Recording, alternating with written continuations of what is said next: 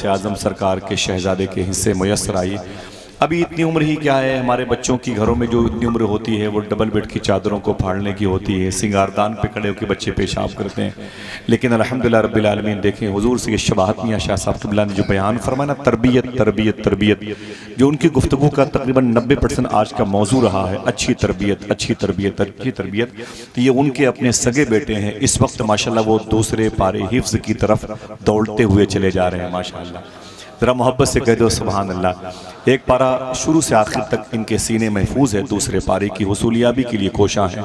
अल्लाह इनके सीने को जो इनके ज़मीन पर आने से पहले रूहों की दुनिया में रोशन किया था, अब वो बज़ाहिर वो रोशनी और हमारी और आपकी आंखों को खीरा करने के लिए नज़र आने वाली है। मैं मुबारकबाद पेश करता हूँ, उनकी अज़मत से हर एक ऊँचाई पीछे रह गई। शेर सुनने के आदी हैं तो सुन लें, लेकिन दाद बाद में दीजिएगा जब भाई शब्बीर बरकाती आएंगे। मियाँ बैठे हैं, डॉक्टर साहब बैठे हैं कि उनकी अजमत से हर एक ऊंचाई पीछे रह गई, इस कदर याद आए वो तन्हाई पीछे रह गई।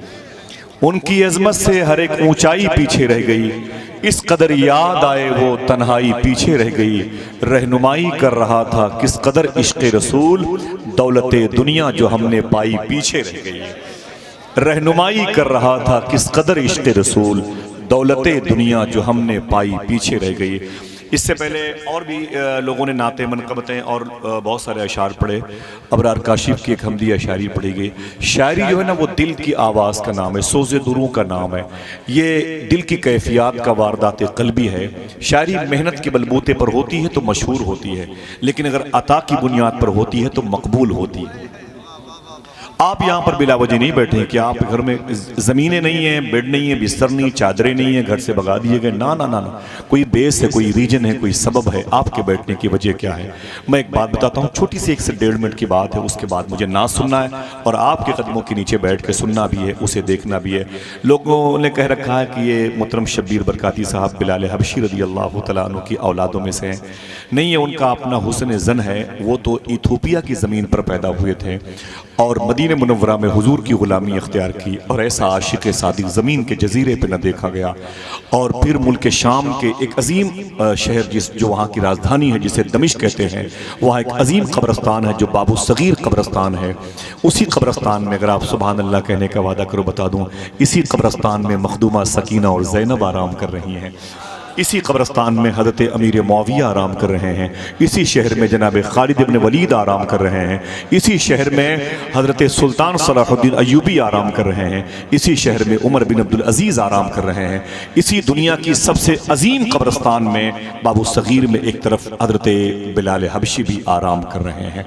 हाँ, यह है कि आज से तकरीबन 45 साल पहले इथोपिया साउथ अफ्रीका के मुबारक उन इलाकों से जहाँ अब्दाल की अक्सरियत पाई जाती है, वहाँ से कुछ ऐसे मजबूत जाबाजों को हिंदुस्तान की गवर्नमेंट ने हिंदुस्तान में उन लोगों को की सरकोबी के लिए तलब किया था जो मुबारक ख़ानदान अहले सुन्नत वल जमात से ताल्लुक़ रखता था और वहाँ के गुजरात में आबाद हुआ। वहाँ की कोख से निकला, वो गोंडल में आया, उसी के करीब में उसकी शादी हुई। गोंडल कहाँ पर है? ये अहमदाबाद से तकरीबन 4 घंटे का फासला है।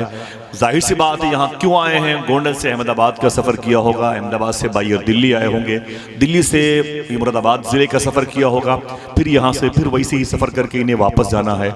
इतनी लंबी मसाफत तय करने की वजह क्या है? एक बात करूं, बस उसे सुन लें ताकि आपके दिलों के अंदर भी वही नगमगी गालिब हो जो सैयद शबाहत मियां साहब क़िबला ने बयान फरमाई है। एक बड़े अजीम बुजुर्ग हैं जो मिस्र की ज़मीन पर हैं, जिनको इमाम बूसीरी कहा जाता है। बेवाओ स्वाद ये इमाम बूसीरी कहा जाता है। तकरीबन 35 साल तक अपने पाँव में फालिज का असर इतना गालिब पाया, रोते हुए रातें गुजारी हैं, रोते हुए सुबह गुजारी हैं। बड़े इलाज किए इमाम बूसीरी ने, लेकिन उनका पैर ठीक न हुआ, उनका पैर शिफा न पाया। बड़े बड़े मुस्तशफा गए, हॉस्पिटल गए, अतिबा डॉक्टरों के पास गए, ठीक न हुए। इमाम बूसीरी कहते हैं मैं बड़ा परेशान हुआ, अब क्या करूं, किससे कहूं कि मेरे पैरों में दर्द है, मुझसे खड़ा नहीं हुआ जाता। अचानक वो कहते हैं फिर मेरी नज़र हुजूर की तरफ गई, मैंने कल्ब की आवाज़ सुनी कि अब हुजूर के अलावा किसी से न कहूँगा, किसी तबीब से किसी मतब में जाके न कहूँगा। इमाम बूसीरी कहते हैं मैंने कागज़ निकाला, कलम निकाला और एक नात लिखना शुरू कर दिया। दर्द बेदार हुआ तो नात लिखने लगे, कर्ब ने घेर लिया तो नात लिखी। सूफिया फरमाते हैं बेटियों की शादी ना हो तो नात पढ़ा करो, कारोबार कमज़ोर हो जाए तो नबी की नात पढ़ा करो, तुम्हें हालात ज़माना अपनी गिरफ्त में ले ले तो नबी की नात पढ़ा करो। समझे, नबी की नात का कमाल ये है, नबी के ज़िक्र का कमाल ये है। बकौल सूफ़ी सुल्तान मियाँ, हुजूर के ज़िक्र का कमाल ये है कि हुजूर की मौजूदगी में होता है। इस जुमले को याद रखिएगा। इमाम बूसीरी कहते हैं मैंने नात लिखनी शुरू कर दी, अगर खुश होने का वादा करो बता दूं, अभी वो कहते हैं कि मैंने तकरीबन 160 अशआर लिखे थे। कितने? 160 अशआर लिखे मैंने। इमाम बूसीरी फरमाते हैं ये मिस्र की ज़मीन में आराम कर रहे हैं, वही मिस्र की ज़मीन है जहाँ पर शेख अबुल हसन शाज़ली आराम कर रहे हैं, वही मिस्र की ज़मीन है जहाँ गुंबद खदरा बनाने वाले शेख मंसूर कलाउनी आराम कर रहे हैं। इमाम बूसीरी कहते हैं मैंने 160 नात के शेर लिखे, कागज़ और कलम को तकिए के नीचे रखा, रोते रोते सो गया। कहते ख्वाब में हुजूर तशरीफ़ लाए। दिल से बोलो हुजूर आ सकते हैं कि नहीं? ना ना ना ना ना, जिसका अकीदा है वही बोले हुजूर आ सकते हैं कि नहीं।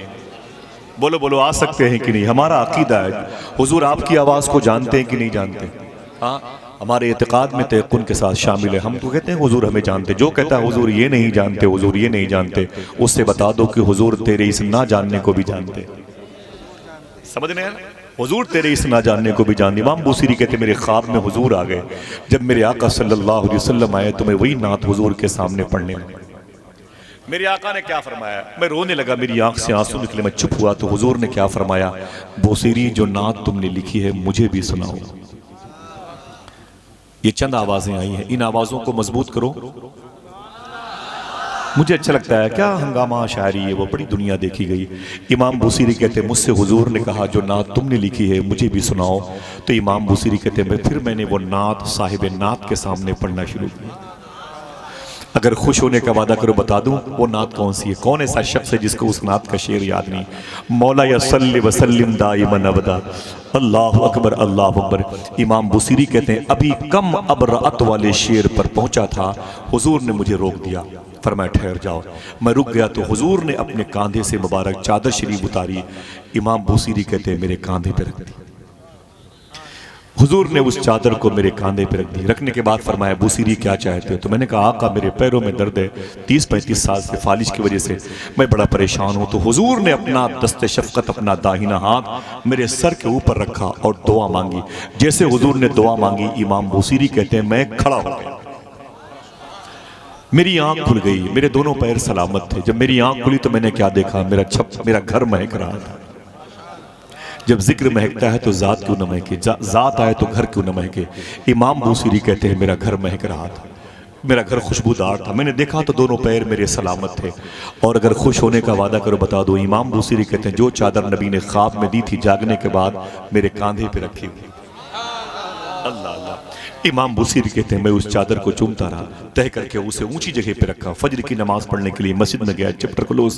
कहते वापस निकला ना तो मुझे नमाजियों ने कहा मुबारक हो बूसीरी, तेरे पैर सलामत है, मुबारक हो, तेरे पैर को दुरुस्तगी मिली, सलामत हो, तो सही साली में बहुत बहुत मुबारक हो। और आगे गया तो एक बुजुर्ग दरवेश मिल गए, बोले इधर आओ बूसीरी। मैं किनारे गया, मैंने कहा क्या बात है? उन्होंने मेरे कान में कहा जो नात तुमने रात में लिखी मुझे भी सुनाओ, जो नात तुमने रात में लिखी मुझे भी सुनाओ। तो इमाम बूसीरी कहते हैं नात तो मैंने रात में लिखी है, किसी को नहीं सुनाई, तुझे कैसे पता चला मैंने कोई नात लिखी है? तो उस बुजुर्ग ने कहा अरे बूसीरी, जब तुम उस नात को हुजूर को सुना रहे थे उस महफिल में मैं भी बैठा हुआ था। सब्ज शजर का पत्ता लाओ, नात नबी की लिखनी है, शाखे हिना का खामा लाओ, नात नबी की लिखनी है, इनसे काम नहीं चलने का, ये सब लफ्ज अधूरे हैं, जैसी जात है वैसा लाओ, नात नबी की लिखनी है। बड़े अदब से गुजारिश कर रहा हूँ, बड़ी मोहब्बतों के साथ। जी सुभान अल्लाह। इसी कलाम को कसीदे बुर्दा शरीफ कहते हैं, जो चादर ततहीर के माने में है।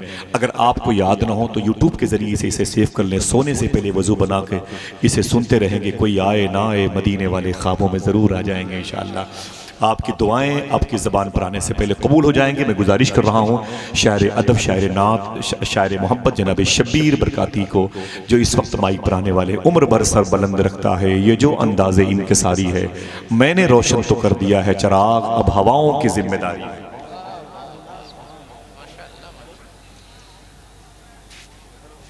जी हाँ मेरे बाद तमाशाइयों चुन के रख लो इसे, तबर्रुक है ये धज्जियाँ मेरे बाद, मिसालों में ज़िक्र वफ़ा आएगा, चलेगी मेरी दास्तां मेरे बाद। बुज़ुर्गों का, सलाफ़ का, काबरी का, मशाइख का इस कदर फैज़ान शरीक सफ़र था कि ये महफ़िल नूर बुक़्क़े नूर बन गई है। मेरे भाई जनाब इज़्ज़त माब ग़ुलाम जिलानी साहब के ससुर मखतूम यहाँ पे बैठे हुए हैं, मोहतरम महमूद भाई, वो नाते मुस्तफ़ा सल्लल्लाहु अलैहि वसल्लम के चंद मिसरों से अपनी शिरकत यकीनी बनाना चाहते हैं। आलमी आवाज़, आफाकी आवाज़ के मालिक मोहतरम शब्बीर बरकाती साहब से पहले मैं गुजारिश कर रहा हूँ मोहतरम महमूद साहब से वो तशरीफ़ लाएँ। बैठे आप लोग, आहिस्ता आहिस्ता वहाँ पर पहुँच रहे हैं जहाँ पर एक बहुत ही मुबारक आवाज़ आपका इंतज़ार कर रही है।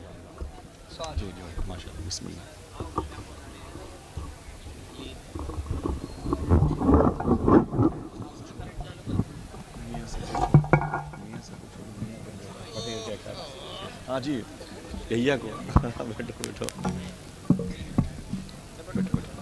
यहाँ पर, अभी वहीं बैठोगे। माशाल्लाह माशाल्लाह। सभी को अस्सलाम वालेकुम।